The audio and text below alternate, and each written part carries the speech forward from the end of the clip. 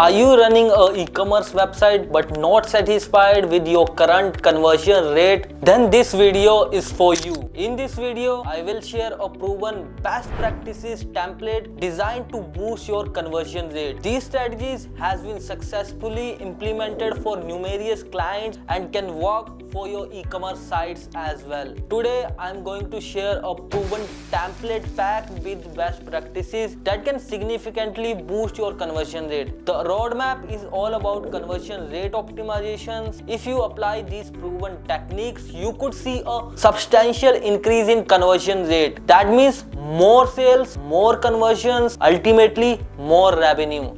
So let's get into the screen and quickly discuss the conversion rate optimization template. So we are on the screen, and on my screen you can see my conversion rate analysis report. So this is our conversion rate analysis report, a standardized points which we usually implement for all our e-commerce client, and this works best for all of client. So this is a checklist of conversion rate which you can create on your own, or I'll put the link in description, or you can ask this checklist template from us on our WhatsApp number or via email. So let's get into the actual template. You see the checkpoints first, then you see the example, how it should look like, then you evaluate the condition of that point, then what this impacts actually to our website and how it can cost, and lastly the priority of that task. So first, let's see the first point: main pages, home page, landing page, product page load quickly within 5 seconds or less. So this is the point regarding the speed. So every website conversion rate highly depends upon the speed. If the speed is slow, no one is gonna convert on your website. The conversion rate will always be lower. So the speed is important. So for example, you review your website speed and then evaluate how good conditions are that website in.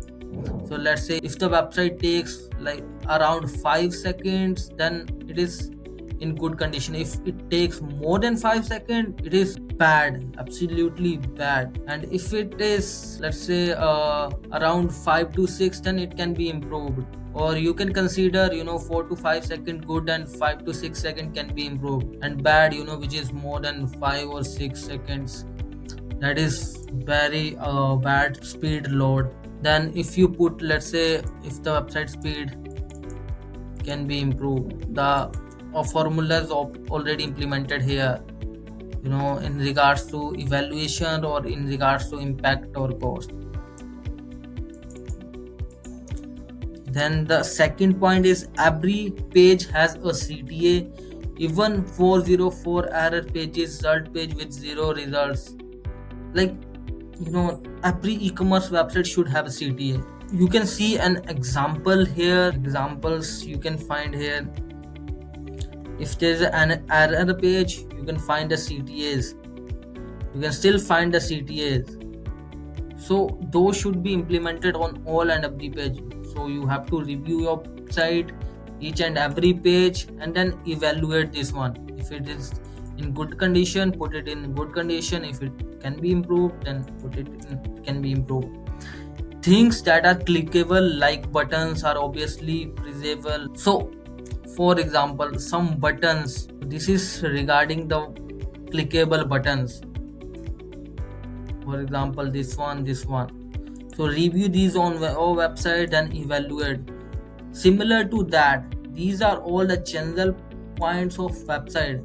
Then second comes to navigation, how the website navigations look like. There are a lot of points under the navigation. The navigation system is broad and shallow, many items per menu level rather than deep. So these points, check all these points on your website, evaluate how good condition are they in. If they are in bad condition for your website, absolutely share the points with developer and try to fix it. Then another, search bar options. So a lot of e-commerce websites should have search bars. So if you take an example of Amazon, take an example of Flipkart, take an example of any e-commerce, take an example of Etsy or any other e-commerce stores. So once you check all these points for the search bar options, the search bar has an auto complete option. So all these points, check for your website, check your e-commerce store. You have the examples here how this usually look like for an ideal website, and then evaluate the conditions. So let's say if it is bad, put that in a bad option. And then another is cart widget in the header. So these are also an important part, the cart widget in the header. So for example, cart widget is easily accessible on every page in the top of the top right corner. So that is usually a best practices website. The widgets should be on the right hand side on the top.